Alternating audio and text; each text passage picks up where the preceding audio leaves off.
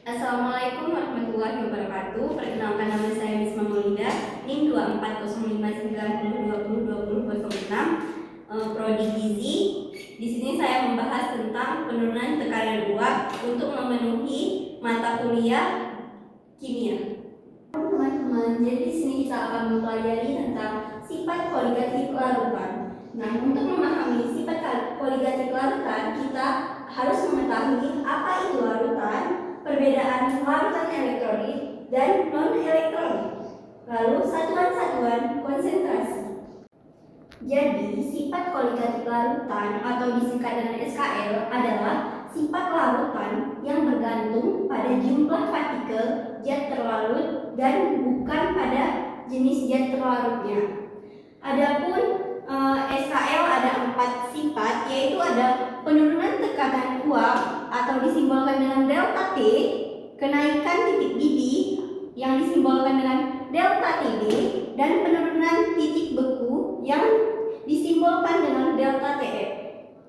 Dan yang keempat itu ada tekanan osmosis yang disimbolkan dengan P.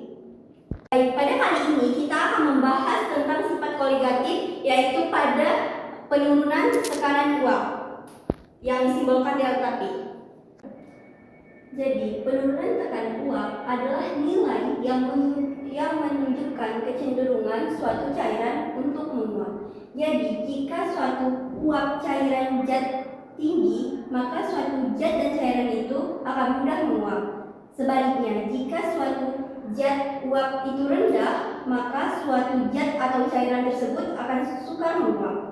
Nah, apa sih itu penurunan tekanan uap atau yang disimbolkan dengan delta P?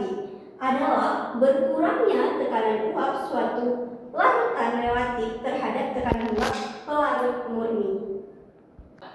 Nah, misalnya ini dicontohkan dengan pelarut murni dan ini dicontohkan dengan larutan. Jadi perbedaan pelarut murni dengan larutan adalah pelarut murni dicontohkan dengan air atau larutan adalah campuran antara pelarut dengan zat terlarut. Nah, pelarut murni itu lebih mudah menguap dibandingkan larutan yang sukar menguap.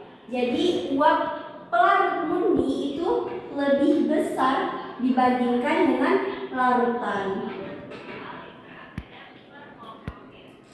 Nah, jadi pelarut murni itu disimbolkan dengan P0 dan larutan disimbolkan dengan P. Jadi P0 lebih besar dibandingkan P, maka mengalami penurunan atau disebut dengan turunan uap. Dan untuk mengetahui turunan ini, kita memiliki rumus delta P sama dengan P0 kurang P. Langsung saja kita ke contoh soal, yaitu ada tekanan uap air murni pada 25 derajat Celcius adalah 23,76 mmHg jika ke dalam 90 gram air Mr sama dengan 18 dilarutkan 18 glukosa Mr sama dengan 180. Maka penurunan tekanan uap adalah, nah di sini kita akan mencari pengetahuannya. Yang pertama, tekanan uap air. Air yaitu pelarut, berarti disimbolkan P0. P0 sama dengan 23,76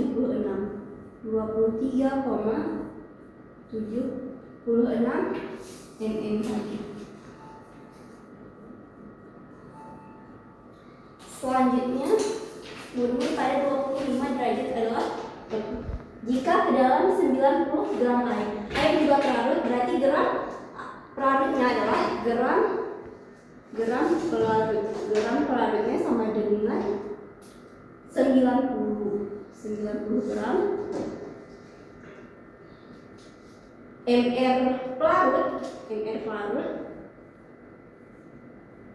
Mr pelarutnya sama dengan 18.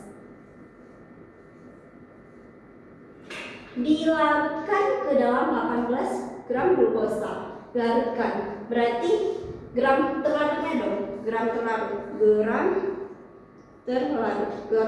sama dengan 18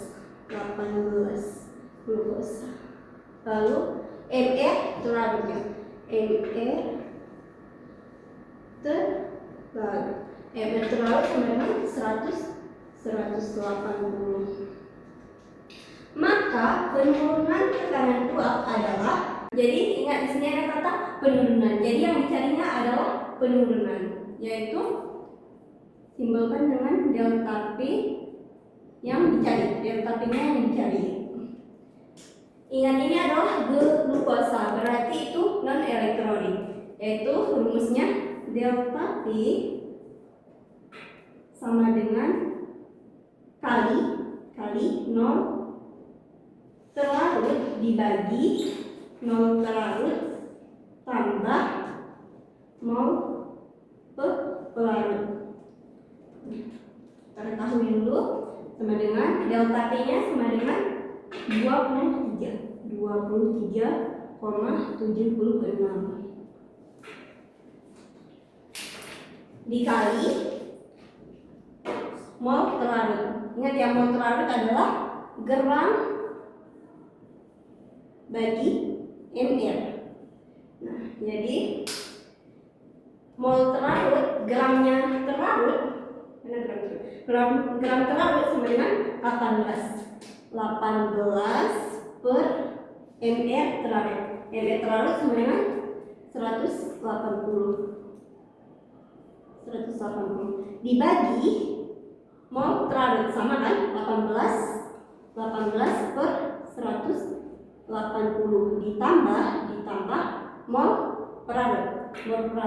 Gram pelarutnya berapa? 90 per ml pelarut. ml pelarutnya sama dengan 18. Kita sederhanakan dulu. 18 ini 1, ini 10, ini jadi 1, ini 10, 90 bagi 18 5. Jadi 23,76 dikali 1 per 10 dibagi 1 per 10 ditambah 5 sama dengan 51 per 10. Kita sederhanakan lagi, berarti 23,76 dibagi 51 sama dengan 0,47 mHg. Jadi penurunannya itu adalah 0,47 mHg. Jadi teman-teman, ini adalah penjelasan tentang penurunan tekanan uap. Dari sini semoga teman-teman dapat memahaminya. Assalamualaikum warahmatullahi wabarakatuh.